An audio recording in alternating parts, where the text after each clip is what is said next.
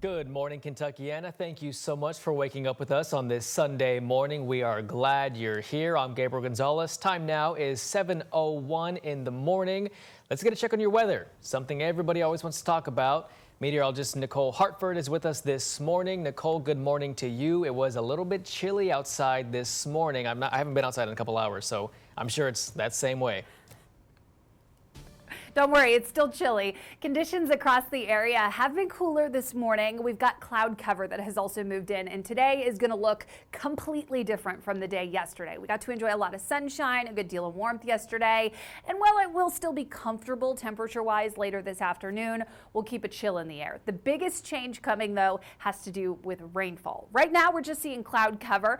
We're sitting at 44 degrees in Louisville, but with a light breeze, it actually feels like 40. We're at 43 at Bowman Field, but with that breeze, it feels like 38. So you need some sort of coat or jacket as you get out the door this morning, and you'll probably need at least a light layer even as temperatures warm up this afternoon. Other thing you'll need to grab is the umbrella or a rain jacket. We're tracking these showers and storms that are pushing in from the west. At this point, a lot of the rainfall is weakening, so while there are still some pockets of heavier rain kind of embedded within the lighter rainfall, it's not widespread heavy rain. What it is, however, is persistent. So this is just starting to move into our far western counties, and this will continue to spread up towards the northeast the next couple of hours, providing a pretty steady light to moderate rainfall. This is just the start of our activity throughout the day today. We'll see another round of rain that moves in later this afternoon and evening, and that's when we also introduce a low-end risk for severe weather. Those areas highlighted in green down towards the south of E-Town,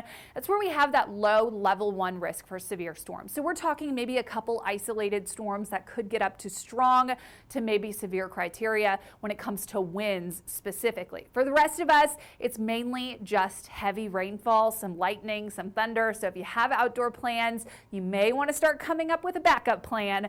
Rainfall lingers throughout the day today, and it does kick off a little bit more of an active pattern that will linger into this upcoming week as well. I'll talk more about that coming up in a few minutes. Gabe. All right, thank you, Nicole. Our top story this morning, 25 people, including a firefighter, were taken to the hospital after a fire at the Parkview Tower Apartments in New Albany on Saturday. One person is in critical condition. WHAS11's Clarice Shaley and photojournalist Aspen Hester spoke with residents who are now displaced and unsure of when they can return home. Then I looked outside and then smoke came above. A New Albany apartment fire caused evacuations, fire rescues, and 25 people transported to the hospital, with one person in critical condition. They saved countless lives. We had people trapped in stairwells, we had people trapped on their balconies, and our firefighters did an outstanding job. Residents grabbing their belongings to make it out, some having to leave behind their medications. When I get here, I see all this stuff, and it's like overwhelming because it's like this is really happening. Like, what do you do? It was all hands on deck. Multiple area jurisdictions responded to the call. And I heard the buzzer. At first, I thought a buddy of mine pulled it for a prank. The New Albany deputy fire chief says this apartment complex is frequented by the department. Residents say they've been complaining about it. Because there's nothing ever going on. You get tired of running to the door to look out and make sure everything's all right, look outside the window, make sure ain't no fire trucks, and you don't see nothing, well then you don't do nothing about it. With gallons of water pushed into the building and smoke damage left in the wake, residents are unsure what's next. This is our home, and nobody's saying anything yet. No one is allowed back in the building for Saturday evening. Residents will spend the night in a hotel. In New Albany, Clarice Shaley, WHAS 11, on your side. As this story continues to develop, we will update you on our website, WHAS11.com, and on the free WHAS 11 app.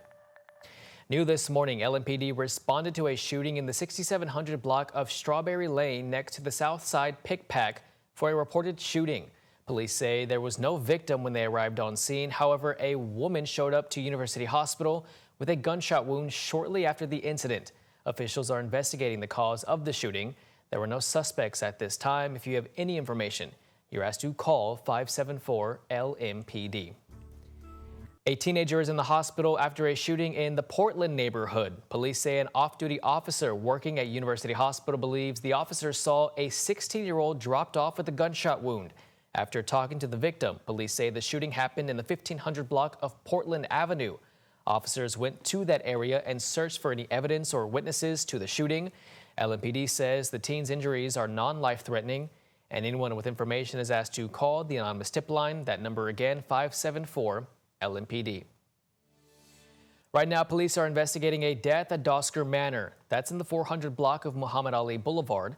Police say they were contacted by workers at the complex around 7:30 Saturday morning, saying they found what appears to be human remains. LMPD's homicide unit is investigating. The remains were taken to the medical examiner's office, and police are waiting on tests to determine the victim's gender and cause of death. A deadly mass shooting in New Mexico. Authorities say 3 dead and 15 are injured after shots were fired at an unofficial car show. ABC's Johnny Fernandez has the story. Tonight, the search for answers following a deadly shooting Friday at a park in New Mexico. 1143 Central, we have multiple gunshot victims. Multiple gunshot victims. 969 Central, start alerting area hospital. Authorities say it happened at an unsanctioned car show in Las Cruces, near White Sands National Park, saying an altercation between 2 groups escalated. There was some type of ill will between these groups prior to last night. So they had some issues before and it escalated. In a video posted to Instagram, dozens of people could be seen running following when the shots rang out. Police say they found about 50 to 60 handgun caliber casings across the park. One of the victims, a 16-year-old male. Las Cruces police chief says the unsanctioned shows have become an issue. That area has been troubled with crime. In spite of some of the efforts, we are still struggling with that, obviously. Investigators are asking for the public's help in finding more information about the suspects. Johnny Fernandez, ABC News, New York.